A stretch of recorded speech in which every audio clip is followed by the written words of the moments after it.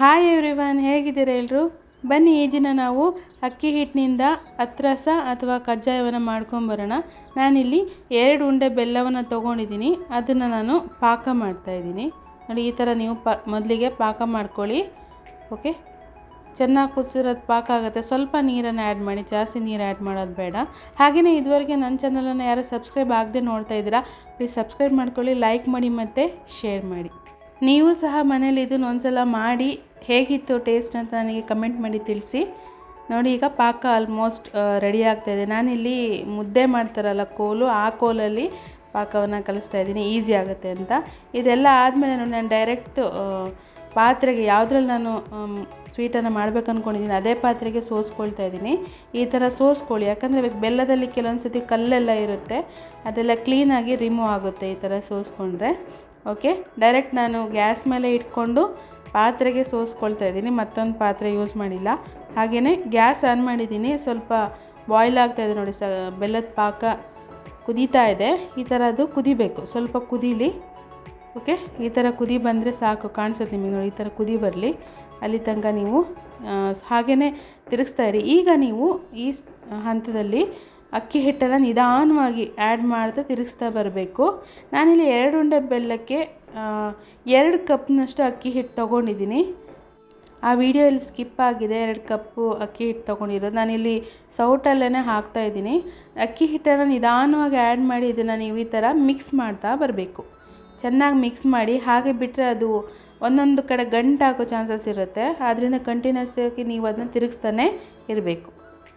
ಕೈ ಬಿಡದೇ ನೀವು ಈ ಥರ ತಿರುಗಿಸ್ಕೊಳ್ತಾ ಬನ್ನಿ. ನೋಡಿ, ನಿಧಾನವಾಗಿ ಅದು ಗಟ್ಟಿ ಆಗ್ತಾ ಬರುತ್ತೆ. ಅಕ್ಕಿ ಹಿಟ್ಟು ಬೆಲ್ಲದ ಪಾಕದೊಂದಿಗೆ ಚೆನ್ನಾಗಿ ಮಿಕ್ಸ್ ಆಗಬೇಕು. ಆ ಥರ ನೀವು ಇದನ್ನು ತಿರುಗಿಸ್ತಾ ಬನ್ನಿ. ಓಕೆ, ನೋಡಿ ಹದ ಬರ್ತಾ ಇದೆ, ಕಾಣಿಸ್ತಾ ಇರ್ಬೋದು ನಿಮಗೆ. ಈ ಥರ ನೀವು ತಿರುಗಿಸ್ತಾ ಬನ್ನಿ. ಈಗ ಇದಕ್ಕೆ ನಾನು ಸ್ವಲ್ಪ ಫ್ಲೇವರ್ಗೆ ಏಲಕ್ಕಿನ ತೊಗೊಂಡಿದ್ದೀನಿ. 4 ಏಲಕ್ಕಿನ ಇಲ್ಲಿ ಕುಟ್ಟೋದ್ರಲ್ಲಿ ಚೆನ್ನಾಗಿ ಕುಟ್ಕೊಳ್ತೀನಿ. ಈ ಥರ ಚೆನ್ನಾಗಿ ಕುಟ್ಟಿ ಪುಡಿ ಮಾಡ್ಕೊಳ್ಳಿ. ಈಗ ನಾನು ಇದನ್ನು ಒಂದು ಬೌಲಿಗೆ ಹಾಕ್ಕೊಳ್ತೀನಿ. ಪೌಡರ್ನ ಹಾಕೊಂಬಿಟ್ಟು ಅದರಲ್ಲಿ ಏಲಕ್ಕಿಯ ಸ್ಕಿನ್ ಇರುತ್ತಲ್ಲ, ಸಿಪ್ಪೆಯನ್ನು ತಗೊಳ್ತೀನಿ. ಬರೀ ಪೌಡ್ರ್ ಮಾತ್ರ ಬೇಕು, ಅದರಿಂದ ಸಿಪ್ಪೆ ಎಲ್ಲ ನಾನು ತಗೊಂಬಿಟ್ಟು ಈಗ ಇದನ್ನು ಈ ಪಾಕಕ್ಕೆ ಹಾಕಿಬಿಟ್ಟು ಮತ್ತೆ ಚೆನ್ನಾಗಿ ಮಿಕ್ಸ್ ಮಾಡ್ತಾಯಿದ್ದೀನಿ. ಇಲ್ಲ, ಮಿಕ್ಸ್ ಮಾಡೋದಕ್ಕೆ ನಮ್ಮ ಹಸ್ಬೆಂಡ್ ಹೆಲ್ಪ್ ಮಾಡ್ತಾ ಇದ್ದಾರೆ. ಅದು ಸ್ವಲ್ಪ ಟೈಟ್ ಆಗುತ್ತಲ್ವ, ಸೊ ಅದಕ್ಕೆ ಸ್ವಲ್ಪ ನಿಮಗೆ ಕಷ್ಟ ಆಗುತ್ತೆ. ಇಷ್ಟ ಆದರೆ ಸಾಕು. ನೋಡಿ, ಕರೆಕ್ಟಾಗಿ ಹದ ಬಂದಿದೆ. ಈಗ ನಾವು ಗ್ಯಾಸಿನ ಫ್ಲೇಮನ್ನು ಆಫ್ ಮಾಡಿಬಿಟ್ಟು ಮತ್ತೆ ಸ್ವಲ್ಪ ತಿರುಗಿಸ್ಬೇಕು ಅದನ್ನ, ಯಾಕಂದರೆ ಅದು ಒಂದೇ ಕಡೆ ಇಲ್ಲಾಂದರೆ ಗಟ್ಟಿ ಆಗುತ್ತೆ. ನೋಡಿ, ಈ ಹದ ಬಂದರೆ ಸಾಕು, ಕರೆಕ್ಟಾಗಿದೆ. ಈಗ ನಾನಿಲ್ಲಿ ನಿಮಗೊಂದು ಟಿಪ್ಪನ್ನು ಕೊಡ್ತೀನಿ. ಏನಪ್ಪ ಅಂದರೆ, ಏಲಕ್ಕಿನ ಕುಟ್ಟಿ ಪುಡಿ ಮಾಡಿದ ನಂತರ ಅದ್ರ ಸಿಪ್ಪೆಯನ್ನು ನಾವು ಎಸೆಯೋದ್ರ ಬದಲು ಟೀ ಪೌಡ್ರ್ ಜೊತೆ ಅದನ್ನ ಹಾಕಿಟ್ಕೊಂಡ್ರೆ ಟೀ ಮಾಡುವಾಗ ಸಿಪ್ಪೆಯಿಂದನೇ ತುಂಬ ಒಳ್ಳೆ ಫ್ಲೇವರ್ ಬರುತ್ತೆ, ತುಂಬ ರುಚಿಯಾಗಿರುತ್ತೆ. ನೀವು ಸಹ ಇದನ್ನ ಟ್ರೈ ಮಾಡಿ. ನೋಡಿ, ಈಗ ತಣ್ಣಗಾಗಿದೆ, ಕೈಯಲ್ಲೇ ಹಿಡಿಯೋಕ್ಕೆ ಬರಬೇಕು, ಅಷ್ಟು ತಣ್ಣಗಾದರೆ ಸಾಕು. ನಾನಿಲ್ಲಿ ಕೈಗೆ ಕೊಬ್ಬರಿ ಎಣ್ಣೆನ ಸವರ್ಕೊಂಡ್ಬಿಟ್ಟು ಸ್ವಲ್ಪನೇ ತೊಗೊಂಡು ಅದನ್ನು ಉಂಡೆಯನ್ನು ಮಾಡ್ತಾಯಿದ್ದೀನಿ. ನೋಡಿ, ಈ ಥರ ಉಂಡೆ ಮಾಡಿದ್ರೆ ಆಯಿತು. ನೋಡಿ, ಸ್ವಲ್ಪ ಬಿಸಿ ಇದೆ, ಬಿಸಿ ಅಂದರೆ ಪೂರ್ತಿ ತಣ್ಣಗಾಗಬಾರ್ದು, ಸ್ವಲ್ಪ ಬಿಸಿ ಕೈಲಿ ಮುಟ್ಟೋ ಹದಕ್ಕೆ ಬಂದರೆ ಸಾಕು. ನೋಡಿ, ಈ ಥರ ಕಟ್ಬಿಟ್ಟು ಒಂದು ಎಣ್ಣೆಯ ಕವರನ್ನು ಇಟ್ಕೊಂಡಿದ್ದೀನಿ, ಅದರಲ್ಲೇ ನಾನು ತಟ್ತಾಯಿದ್ದೀನಿ. ಈ ಥರ ತಟ್ಟಿದ್ರೆ ಇಷ್ಟು ಸ್ಮೂತಾಗಿ ಬಂದಿರಬೇಕು ತಟ್ಟೋದಕ್ಕೆ. ಹೀಗೆ ತಟ್ಟಿದ್ರೆ ಆಯಿತು. ಈ ಥರ ಮಾಡ್ಕೊಂಡ್ರೆ ಆಯಿತು. ಯಾವ ಶೇಪಿಗೆ ಬೇಕಾದ್ರೆ ನೀವು ಮಾಡ್ಕೊಬೋದು.